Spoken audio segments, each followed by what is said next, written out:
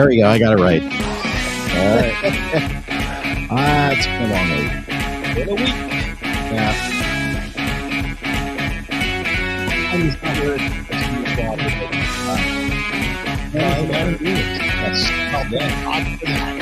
Yes, we've got the 4-0 Eagles. I know. One of only two undefeated teams in the NFL. I know, but you gotta let me do the intro. You gotta let me do the intro. I will. You're watching the Sports Porch Philadelphia. We are all over the world on Facebook, on LinkedIn, on YouTube, and you can always catch the Sports Porch Philadelphia podcast on the iHeartRadio app, podcast, Spotify, Or anywhere you get your podcast. anywhere you get your podcast. And we drop the podcast right after the show. And you can visit us at porcheslive.com. theporcheslive.com. theporcheslive.com. Click on the Philadelphia tab, the only tab that matters. That's right. And it is the only tab that matters. Okay, guys, listen, thanks for being here.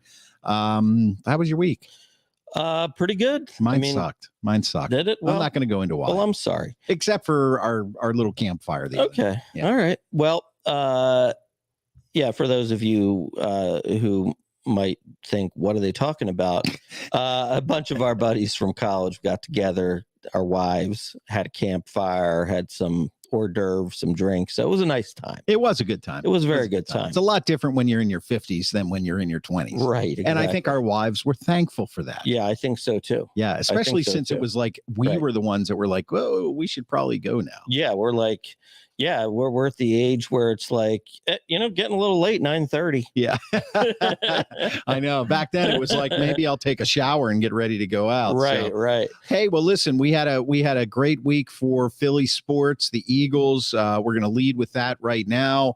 4-0, beating the Commanders yesterday in overtime on a Jake Elliott field goal. Amazing how that guy can nail 50-yard field goals. Yeah, amazing. He's pretty good. And I believe they said that he's had 9 shots at a game-winning field goal and has made all 9. Yeah. So he's a clutch kicker. No doubt. He's good. He's very good. Yeah. But in talking about the game, give me the highs and lows of the game for you. Yeah, I'll give you the highs and lows. Right. So the highs would be Jalen Hurts played his best game of the season. So I believe he threw for over 300 yards. 2 touchdowns, no interceptions. Yep, 25 of 37, 319, 2 touchdowns in the air. Go ahead. Yep, and used his legs at one point to make a big play, and basically, give credit to the Commanders. I mean, they played a good game, and you know what? A lot of time these games, it really is. It doesn't matter, who's supposed to be the better team or not. It's just a divisional game, and it just comes down to the end. And, they played very, very well. I mean, they're an improved team. I think that, Sam Howell, he may have a future as a quarterback. I mean, it's a little too early to tell. 29 of 41, 290 yards with a touchdown, no interceptions. He was sacked 5 times for 32 yards. I mean, he played a good game. But he played well. I also think it helps having Eric Bieniemy as the offensive coordinator. No doubt. In fact, another thing too, I mean, I wonder if at some point, does this thing get handed over to Bieniemy as a head coach?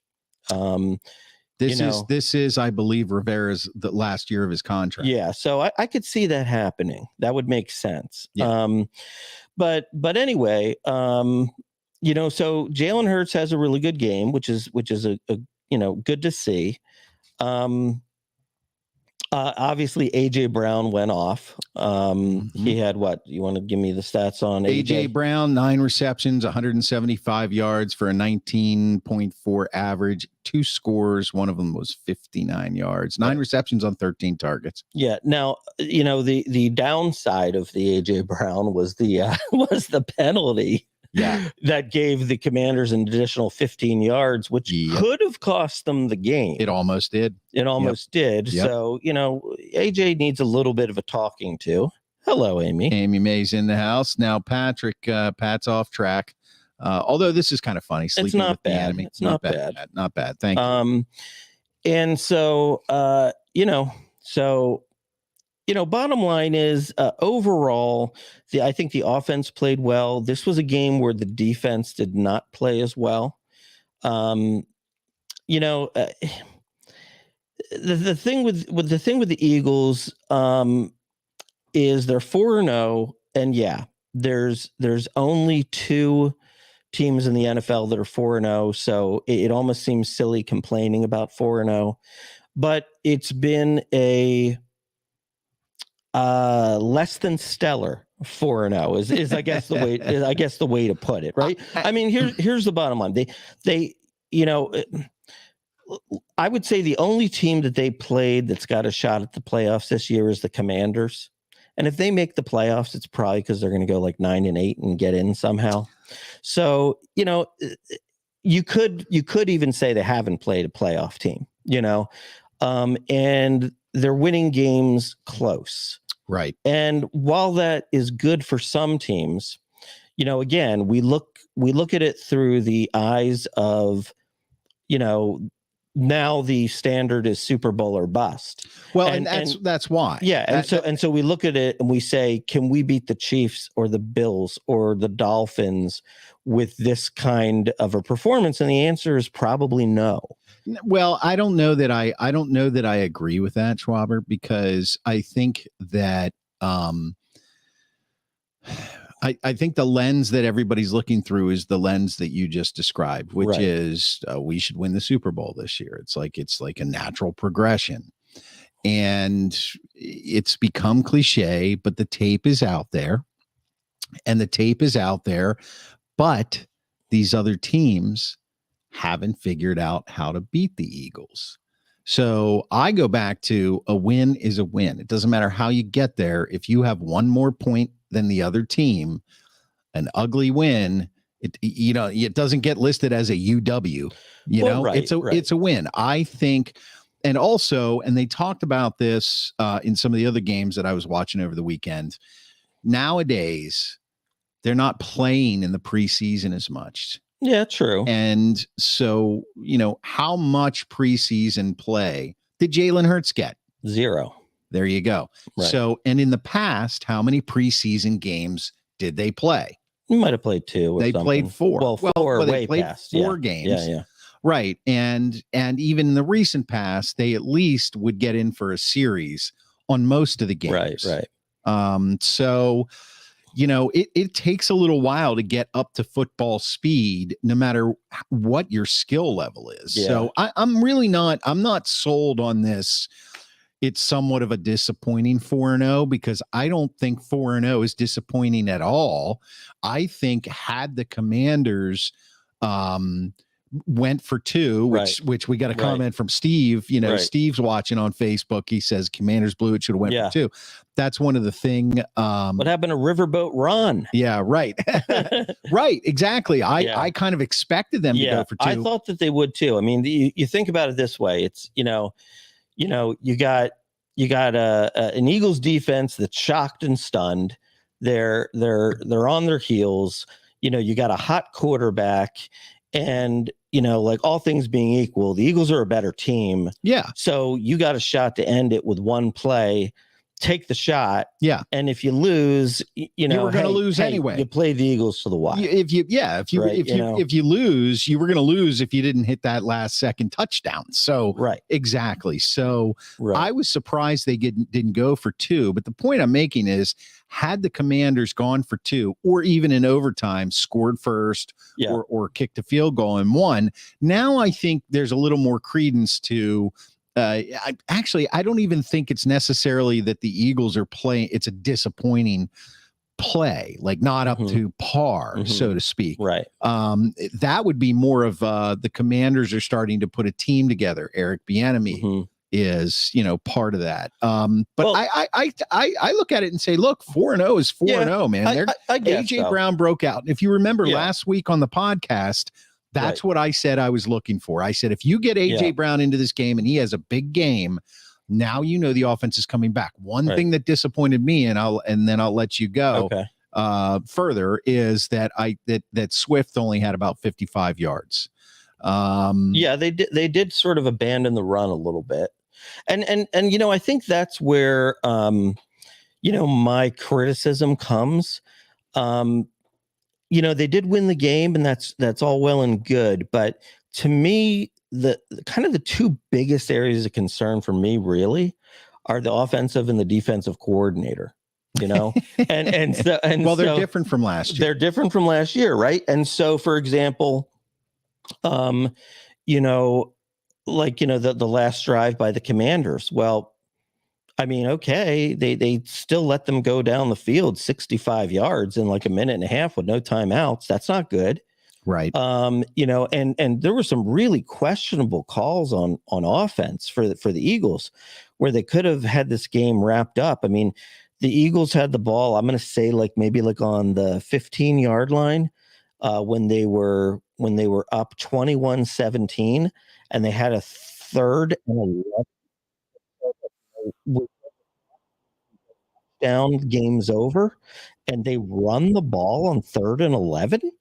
What the heck was that? Right. I mean, and so then you kick a field goal, you go up 7, but the Commanders are in the game. And then after that, you've got the ball in Elliott field goal range with 1:30 left. All you have to do is run the ball into the line 2 more times, let the Commanders use up their timeouts, run that clock down to 3 seconds, and you win with a field goal. Now, granted, you don't know he's going to make the field goal, but we also talked about he's pretty clutch. He's not a bad kicker. But I mean, when they threw that touchdown pass to AJ Brown, it was just one of the oddest feelings I've ever had. Like, on one hand, excitement. On the other hand, what are they doing? We just gave the Commanders hope. Yeah. And even the announcer said the same thing. He's like, hey, if I'm the Commanders, I say thank you.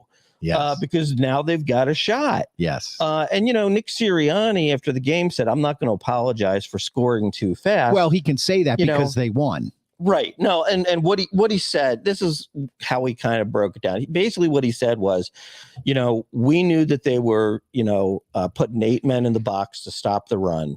And we had a cornerback who, AJ Brown was beating most of the day. And we figured, let's just take a shot at it because it'll be a surprise. Right. And so, okay, so they got it and they got the touchdown. But to me, I almost feel like it was a little bit of a lack of disrespect for the Commanders, because think of it like this. Okay. Can I say that again? Lack of disrespect. It was disrespectful for the Commanders. All right. I wanted to make sure. Okay. I thought maybe you made up a new colloquialism. No. Yes. Okay. Because, think about it this way. What if Tom Brady is the quarterback on the other side of the field? You never let him get the ball back. Right. Right? I mean, come on, man. We can't just start giving the ball back just because it's Sam Howell out there. He was having a pretty good game. Well, I see exactly what you're saying. It's really easy. And what we are doing is classic. It's Monday morning quarterbacking, Monday evening. Well, but in the moment, I was like, what are they doing? Yeah, I wasn't. I was actually in the moment. I thought, okay, game over, because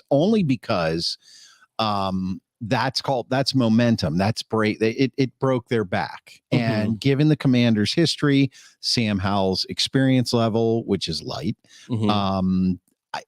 It was. I think it's more of a testimony that the Commanders, at least this year so far, the environment is different, and they're putting together a different team. And obviously, the whole ownership fiasco over the last 20 years.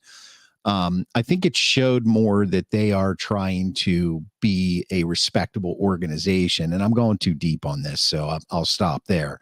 And less that the Eagles made a mistake by trying to break their back, because in most games, I mean, I get what you're saying. Like, what are you doing? You're giving the ball back, but you're giving the ball back to Sam Howell. Right. Okay. Right. You're giving the ball back to the Commanders, who the Eagles were 10-3 against in the last 13 games. Right. And it's kind of like, could they get close enough to kick a field goal? Maybe, but they have to score now. Right. The AJ Brown taunting penalty to me was worse. That hurt. Yeah, that hurt. Was worse because if you don't, he did that last year to the Steelers. I know. If you don't shorten the field, that makes it all the more harder. And then Right. I hate this when coaches do this. I can't stand it.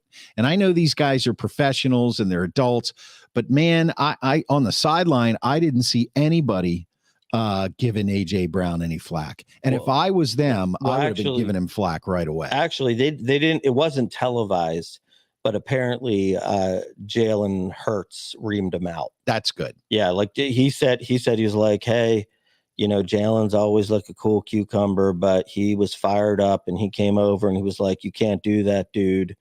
I'm pissed at you, and he was like, I'm sorry. I own it. It was horrible of me to do that. It was stupid. Yep. But, the bottom line, you know how it is with these diva receivers, Of course, they don't have thoughts going through their brains when they do this stuff. No, it's all about the stats and it's all about the social media posts. Right. It's really kind of unfortunate from that standpoint. Right. But, overall, I was happy just to get out of there with the win. I mean, they were down 17-7, and I'm just like, oh my God, this is ridiculous. Well, it's a classic NFC matchup game. It doesn't matter who's good and who's bad. They play till the end. And there was a lot of one thing that the Eagles do really have to work on, they got to clean up the penalties. I mean, because you didn't watch the first half, right? No, I did not see the first half. Because if you would have watched the first half, I mean, like the Commanders' touchdowns were all aided by like Eagles penalties. Right. It was like, the Eagles get off the field, they're going to hold them to a field goal, holding. First down, it was, like stuff like that. Like, and one thing though, that I wonder about though, now you were watching it when, I caught the bonus coverage. Did you catch when Terrell Edmonds got the late hit on Sam Howell? No, I did not. I did not see that on the sideline. No, I mein, the thing that makes no sense to me is like, so what they said, so if you missed it, what happened was, again, it's, the Eagles stopped them. It's now 4th down and 1. Okay. Maybe they go for it. Maybe they don't. But they stop them, and Terrell Edmonds gets a roughing, the quarterback player, unnecessary roughness, because Sam Howell had 1 foot, like barely on the white, and Sam Howell is running from the quarterback position all the way to the sideline, and Terrell Edmonds is running from the middle of the field all the way to the sideline. So it's like a momentum play. It's like a bang play, right? Like when Terrell Edmonds goes to push him out of bounds, he might have been in the air. Right. You know what I mean? Right. And the other thing is, if he doesn't hit him there, then Sam Howell can also just put the ball over. Right. You know what I mean? So it's like the fact that he's actually sort of in the air out of bounds, it doesn't really mean the play's over because he can put the ball over. Right. I don't know. Some of these calls just, are crazy. Well, the problem is with a lot of these calls nowadays is that the camera work and the technology has gotten so good that it almost, for me, sometimes it kind of takes away from the game experience a little bit. Yeah. Where you're kind of like those bang plays. Like in the past, you were willing to say, hey, look, man, they called it the best they could. Yeah. So right. It's like, like the same thing with that, that pass to in overtime to Terry McLaurin on the sideline. I thought he was in. Well, see, here's the thing. So the first angle, it looks like he's out. He's out. Right. Another angle, it looks like he's in. You can see a little line of green. Looks like it, but you can't really tell. Right. And it's just kind of like, but meanwhile, we've spent 10 minutes on it. I know. You know what I mean? I know. It's just like it's just kind of like frustrating. And it's and the thing that actually is the frustrating thing sometimes about these replays is that it's still never consistent. Like I'm okay with that one where it was like one angle looks like he's out, one angle looks like he's in. I'm okay with, all right, well then if it's indisputable, if you can't 100% tell, you go with the call on the field. Right. But sometimes they do change it. Yeah. When it's indisputable. I know.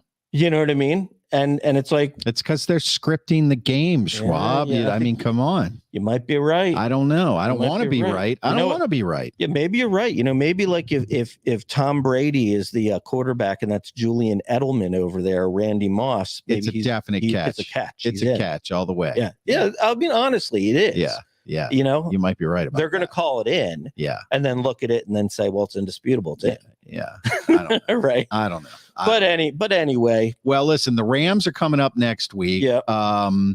AJ Brown is now leading the team with 400 receiving yards. DeAndre Swift has 364 rushing yards, and he's averaging 6.2 yards a rush. As long as 43, he's got 2 TDs on the ground. Jalen's completion percentage is 67.7. Is what's his rating? 92.4. Not too shabby. I mean, really, he's had 3 mediocre games and 1 good game, so that's actually pretty good for not playing that great. Well, and here's what I see everybody frustrated with. He's only got 5 touchdown passes and three interceptions. Right. So, like pump the brakes. Yeah. Okay. Well, it's going to get better. Well, yeah, and here's the thing with Jalen, like, as I sent you a couple texts. So, he's 21-1 in his last 22 regular season starts, which is really kind of unbelievable. Right. And here's the other people who've done that: Patrick Mahomes, Tom Brady twice, Peyton Manning twice, Joe Montana, Jim McMahon during the 84 Bears Super Bowl run. Right.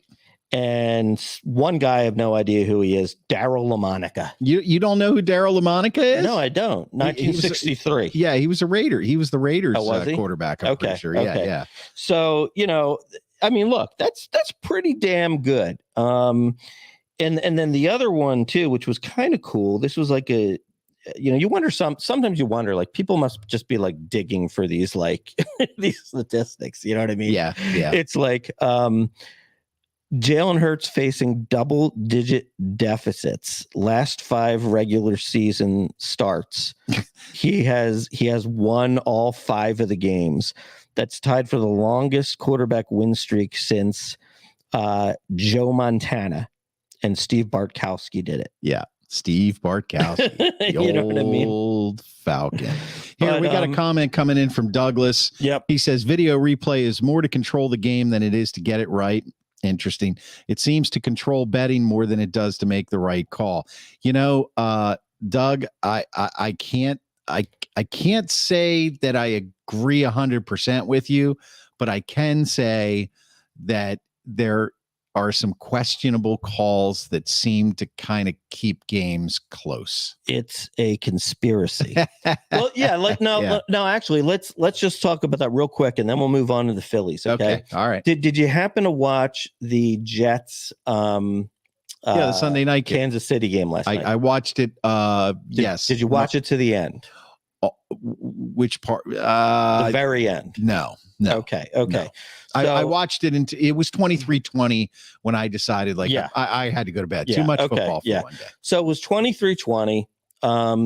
There's about, I'm going to say 2.5 minutes left. The Chiefs have the ball. I'm going to say maybe like 35-yard line. Okay. And I think it was maybe like a 3rd and 15. So, they get, basically Jets get a stop. Chiefs kick a field goal. It's a 6-point game. They got a chance to come back and win. Okay. Mahomes throws an interception. Right. Jets intercept the ball. Questionable holding call. Right. But when that happens, it's first down Chiefs and basically game over. Right. And so it just makes you wonder, it's kind of like, what?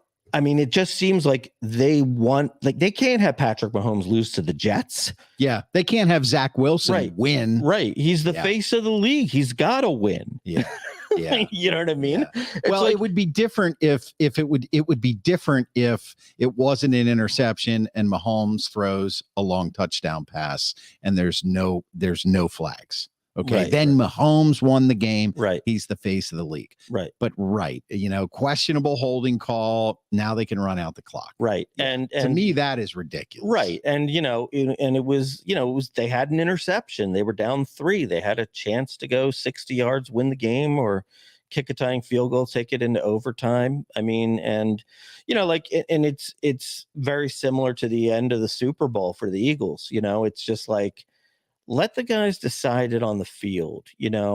Look, it's one thing if the guy gets tackled. It's one thing if the guy is like not looking back at the ball and he's completely shoving him while the guy's got no try at the ball. Obvious. But look, I mean, the bottom line is like on that interception, it was a horrible throw by Mahomes. He had 2 interceptions last night. I know. Could have had 3 or 4. I know. I mean, the dude was nowhere near the ball. Yeah. You know what I mean? Yeah. I mean, those are bad calls. I just hate to see that stuff. I just like to see the guys on the field, determine who wins the game. Yeah. Well, and we all knew that once betting became pretty much legalized everywhere. Right. And with the internet betting apps and all that kind of stuff.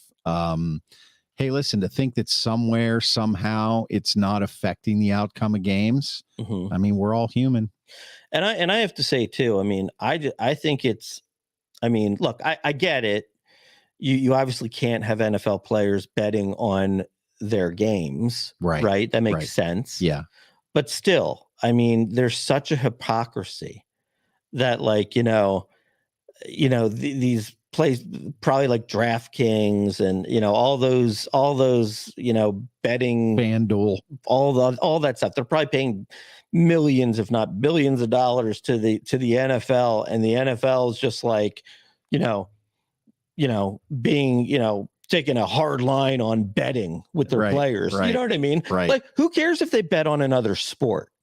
Yeah. To me, it's like, as long as it's not football, who cares? It's they should have the freedom to be able to do that like anybody else. Yeah. Yeah. I guess if it's in the NFL facility though. Yeah. It's a problem. Like what? Like people are they're being punished because they're going to give somebody else a bad idea. Yeah.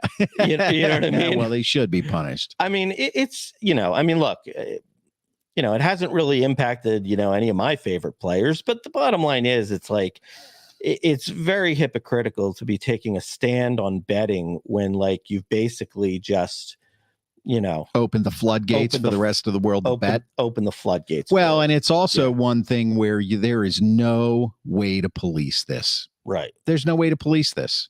How do they know that I, the player in the NFL, am not having you, one of my close friends, run bets for me? Of course. It's happening. Of course. 100%. Right. Of course. And how do I know how do they know that I'm not having them run bets for me on my own game and I'm tanking the game?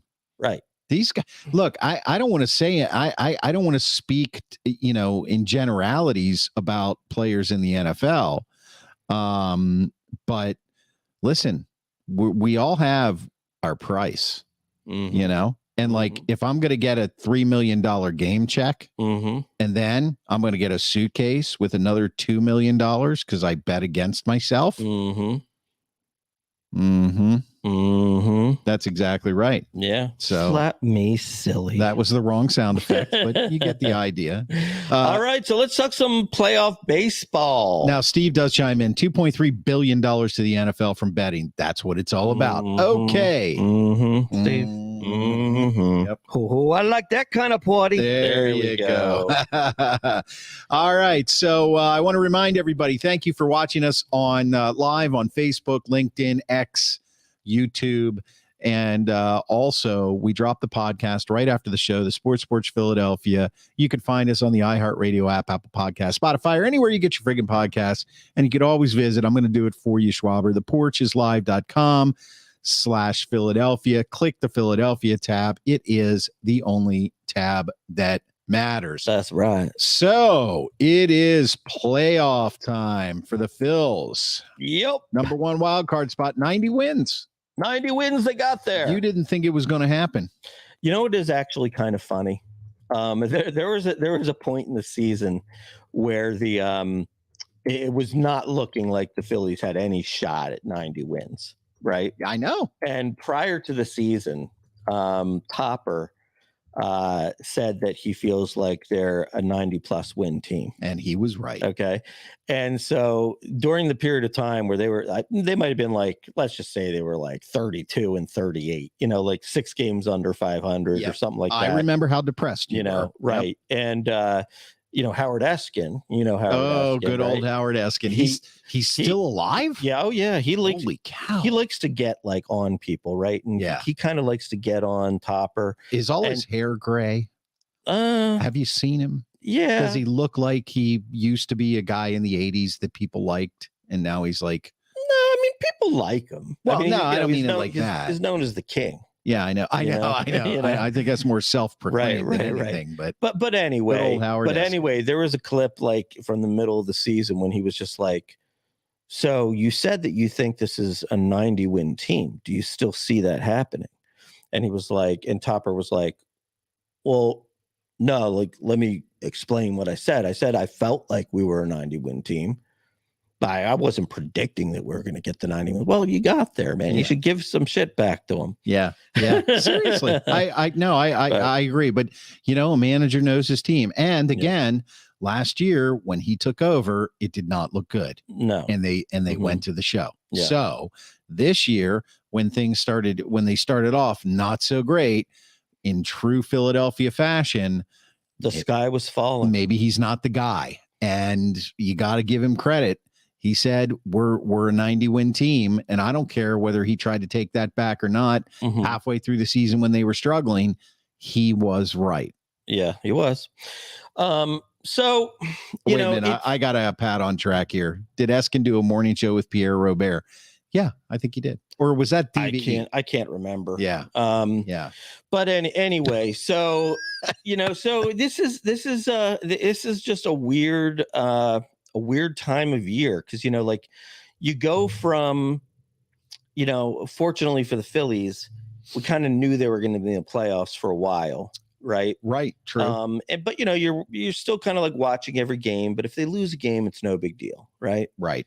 And now you go to the playoffs where you lose a game, it's a huge deal. It's a big deal, yeah. Right. So it's 3 games. If they have to go 3, they're all in Philadelphia, which is nice. Tuesday, Wednesday, Thursday.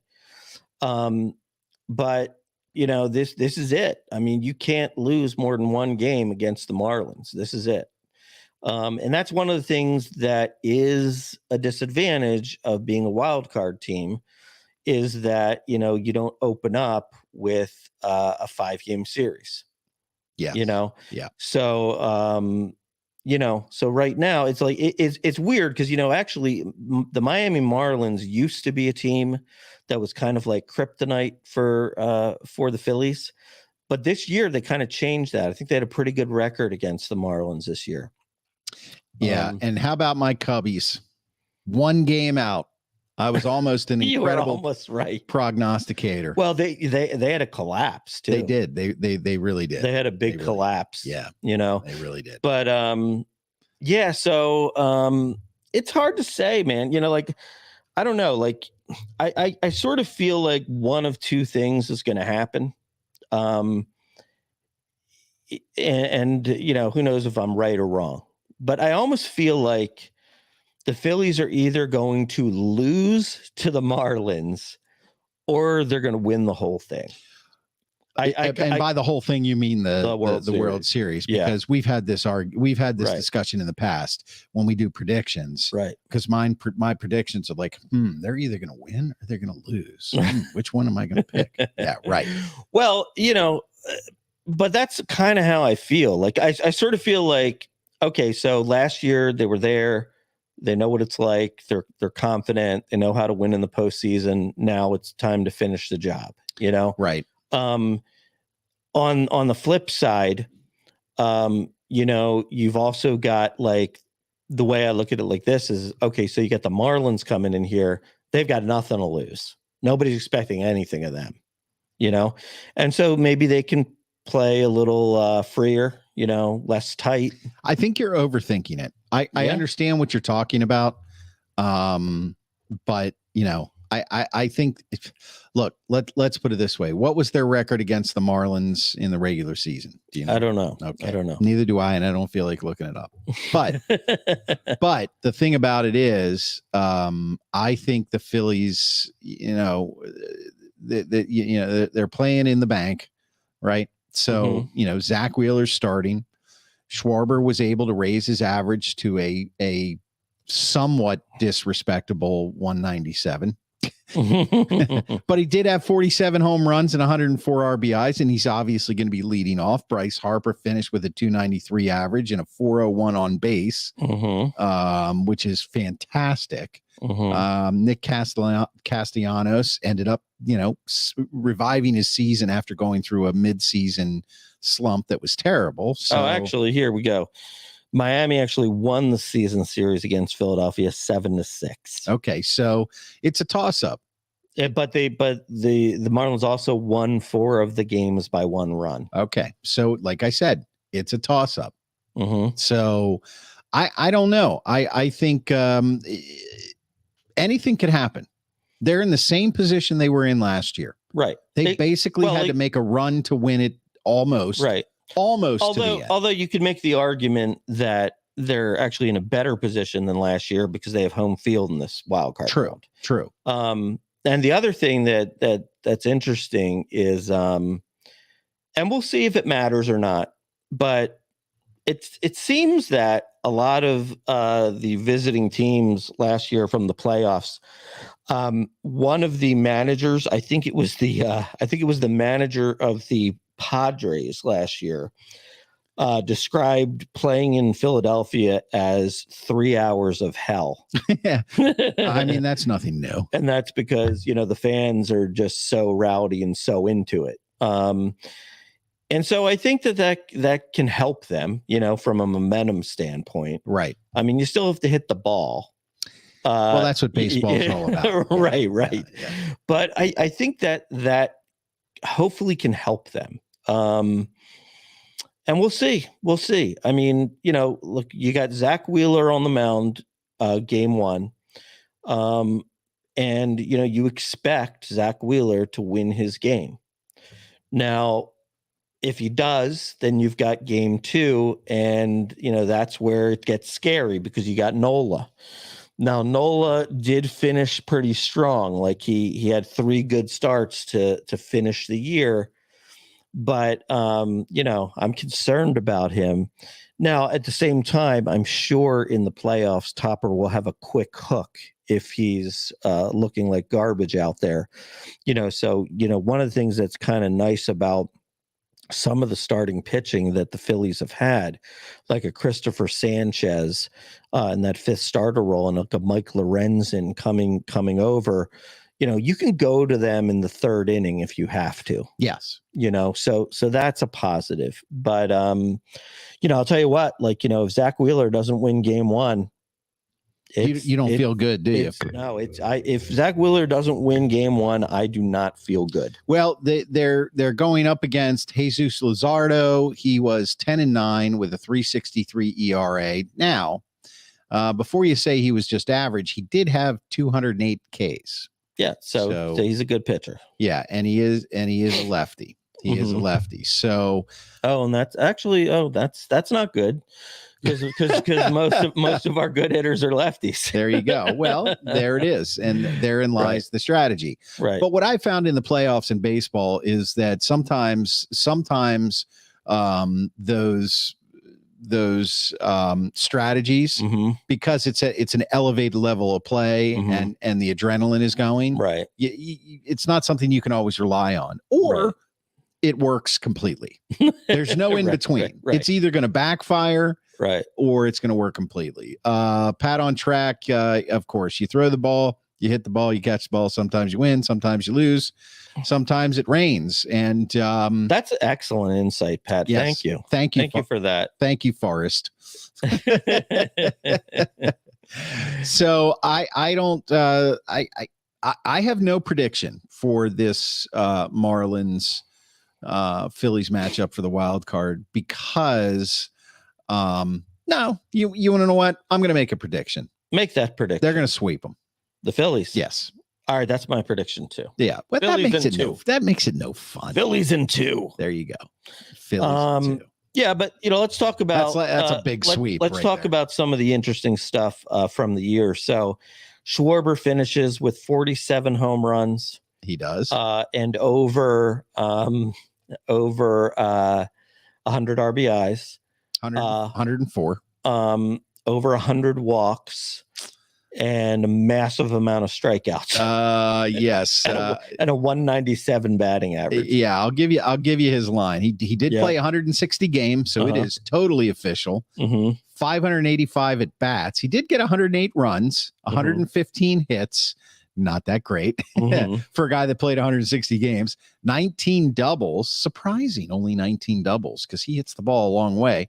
He did get a triple. 47 home runs, 104 RBIs, 126 walks, and 215 strikeouts. I know. 197. His on base though was 343, and his slugging was 474, and his OPS was 817. So not horrible at all. Right. But look, he really is. He's an anomaly, and Topper is a pretty intelligent guy because he figured out that putting this guy in the leadoff spot actually gave them a big advantage. Yeah, it really did. It does. Yeah. It does. I mean, I think he had 9 opening at bat home runs, leadoff home runs. And I believe they won 7 of those 9 games. Right. And there's your difference right there. There's your difference right there. That's exactly right. That's exactly right. Let's talk about Trey Turner. After that horrible start, he did play 155 games. He had 102 runs, 170 hits, 35 doubles, 5 triples, 26 home runs, 76 RBIs. He did strike out 150 times, stole 30 bases, 45 walks with a 266 average. So given the fact that he started the year abysmally. Yeah, given the fact that like at the beginning of August he was hitting 237 with 8 home runs. Yeah. It's an unbelievable run. It is an unbelievable. He actually said that he said not average wise, but he said power wise it was his best stretch of his career from mid August to the end of the season. I believe it. Yeah. He goes from 7 home runs to 26 or something like that. Yeah. So I think that bodes well because next year he's going to start, no matter what happens this year, next year he'll start the year completely comfortable in a Phillies uniform. Right. And how about Bryce Harper, who remember for a long time we were talking about the power outage? He finishes with 21 home runs, 72 RBIs. He only played 126 games. He batted 293. 80 walks, 119 strikeouts, 11 stolen bases. He had a 401 on base percentage, which is pretty damn good for a 900 OPS. So, I mean, look, with him, we talked about this. Right. It was going to take him a while to get back into baseball shape. Right. And you're going into the playoffs. He's pretty much in baseball shape now. Yeah, he's hot. Yeah. Like he had a game-winning home run against the Pirates in the last series. Yes. How about a good year for Nicky Cass? Nicky Cass, 157 games played. He had 170 hits, 37 doubles, 2 triples, 29 home runs, 106 ribbies, 36 walks, 185 strikeouts. Yeah, he did strike out. But he ended up batting 272. I mean, he got off to a super hot start. He did. Super hot start, and then he had like an absolutely miserable. He had a miserable month, right after the All-Star break, but then really picked it up again. Yeah. So I think, like I said, look if this was a 5-game series, be a little harder, okay? But I'm telling you, hot going into this. I see a sweep. I think you're going to see a different Aaron Nola. Excuse me. I just think they're going to turn it up. Look, they have something to prove.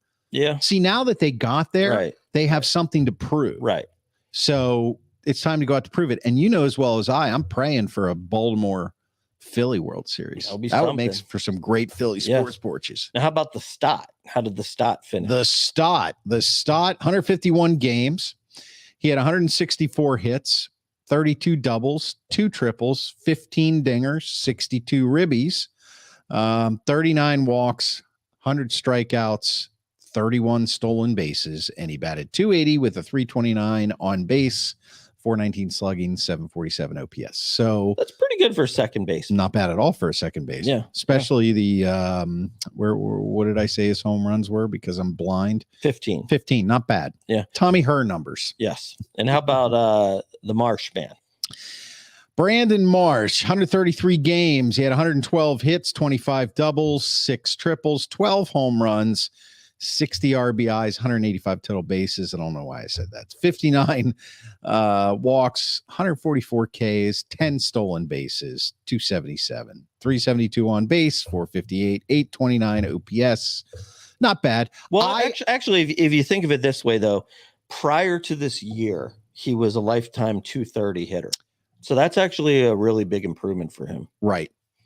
Well, I would say that the only thing about Brandon Marsh is a couple of the games that I happened to catch that were on national TV happened to be the games where he made the most egregious errors I've ever seen. yeah. Like when that guy makes an error, it's right. like, oh my God, did he really just miss that ball? Well, that's why he's not playing center field anymore. I know. But and let's just for good measure, let's talk about the best catcher in baseball, who, to be honest, did not play like the best catcher in baseball this year, but I think he still put up okay numbers. JT, 135 games, 70 runs, 123 hits, 28 doubles, 5 triples, 20 home runs, 63 ribbies, 35 walks, 138 Ks, 16 stolen bases. He batted 252 with a 310 on base, 452. I mean, it's actually good for a catcher. Yes. But it's not like best catcher in baseball numbers. No, not this year. Not this year. Not this year. So we need more from him. Like that's, my fear in, this first game, going up against a lefty, so you're counting on Nicky Cass and JT to come up big for you in this game because they're the right-handed hitters. Yeah. And they better. Yep. Well, they don't have to. Look, I always understood the lefty righty situation in baseball, but a good hitter is a good hitter. Yeah. And a pitcher. I mean, Schwarber's, he had 47 home runs, but I think he did hit 16 against lefties. Yeah. So you can still do it. Can he see the ball better against righties? Maybe, but a fastball at 96 coming from a lefty versus a righty. I mean, that late movement, it's late movement no matter what. I mean, you're either going to get your bat head out there in the zone and make contact, or you're not. I think it's more of a psychological thing now, to be honest with you. So, and then on the pitching end of things, I mean, none of the starters had an amazing year. But, let's look at Zach Wheeler's numbers since he's our starter. So he started 32 games. He had 21 quality starts. He was 13-6, pitched 192 innings, 168 hits, 20 dingers he gave up, 39 walks, 212 Ks. And his ERA was 3.61. Now compare that to Aaron Nola, who started 32 games as well. He was 12-9, 13-6 for Wheeler, 193.2 innings pitched. His stats are almost identical, Schwaber. Except the ERA. He did give up 178 hits, 10 more hits, and 19 more earned runs, 32 home runs, 12 more, 45 walks, 202 Ks. They both averaged 9 Ks per 9, but his ERA, 4.46. So let's look a little bit at the relievers. So you got Alvarado. I think he's going to be your main guy closing it down. Yep. I think he had some pretty good numbers this year. 42 games pitched. He was 0-2 with 10 saves. 11 holds. He gave up 41 innings. That's more important with relievers. 41 innings, 30 hits, 8 runs, 3 home runs, 18 walks, 64 Ks. His ERA was 1.74. Now, Kimbrel 71 games pitched. That's a lot. That's a lot. Yeah. And that's why I think he kind of faltered at the end of the season. I think he was overworked. Yeah. And 69 innings pitched, 44 hits. So not bad. 25 earned runs, 10 home runs, 28 walks, 94 Ks. No, 3.26 ERA. But, look, if you look at it on the numbers, I mean, he's going to strike out. He struck out more guys than he gave up hits. Although 10 home runs is a lot for a 1-inning reliever. Yeah, well, that's very true. Yeah, that would be the reason that he Right. had 6 losses there. Right. 23 saves on the year. Yeah, if there's anything I would be worried about, The bullpen. is just because you said this on the previous podcast last week. And we've talked about it a little bit in between, is Kimbrel tired? Right. And it wouldn't surprise me. Right. But you have Alvarado. Yeah. So, I mean, basically what Topper said is they're going to go bullpen by committee. So basically when they think they need somebody, so for example, this is what I think it's going to be like, you're going up against your 7, 8, and 9 hitter in the 8th inning. I think you probably bring in Kimbrel there, and then you're going to go against your number 1, 2, and 3 hitters. You're going to bring in Alvarado. I think that's the way they're going to kind of do it. Or if let's say you're going up against like 3, 4, 5 in the 8th, you bring in Alvarado, and then you go 6, 7, 8 hitters, or 7, 8, 9 hitters. You go Kimbrel in the 9th. Yeah. Well, it's going to be kind of something like that, I think. Well, the playoff, just like hockey in baseball, the playoffs are a new season. They are. They really are. Yeah. I mean, they are. I mean, like, the Phillies last year, I mean, they used Ranger Suarez to close a game. Right. Right. So, like, technically everybody's available. Yeah. I mean, it's like, let's say you're down 1-0. I mean, let's say you're down 1-0, and, you're, and let's say it's some crazy shootout in game 2, and, you're losing 8-7. And, you need 2 outs, and their best 2 right-handed hitters are up. Zach Wheeler might be coming. That's exactly right. So all bets are off. Yep. Sorry about that, guys. Yeah. If you like FanDuel, all bets are off. So yeah. And I think hockey season is starting soon. So I think maybe next week we'll get on the hockey train. Yeah. We'll talk a little bit more about that. Of course, the Sixers, it was media day today. Right. And who knows? The Harden saga has still not ended. Of course. Unfortunately, Damian Lillard, Dame time, the big prize, somehow got traded to Milwaukee of all places. So it's going to be him and Giannis. So they now got the number 1 odds for the NBA championship. Although I do have to say, I feel good the fact that, he wanted to go to Miami and he wasn't able to do so. Like, finally, can we just can we not just give in to whatever every athlete wants, But then after that, of course, so part of that Dame Lillard trade was Drew Holiday, an all-star point guard, goes to Portland, and they say, okay, now he's available because they've got 2 young guards in Portland. And so frickin' Celtics get him. There you go. Celtics get him. Well, Josh Harris has a lot of work to do. He owns a football team now. I don't know if you heard that. So, well, he's not really involved. Obviously. So, I mean, Daryl Morey, GM of the Sixers, pick up the phone. You got to make something happen. Yeah. Look, Malcolm Brogdon got traded to Portland. So, the Celtics could get Drew Holiday. Look, we need Malcolm Brogdon. Just trade Harden to the Clippers, work something out, 3-way deal. I don't care. Get Malcolm Brogdon here.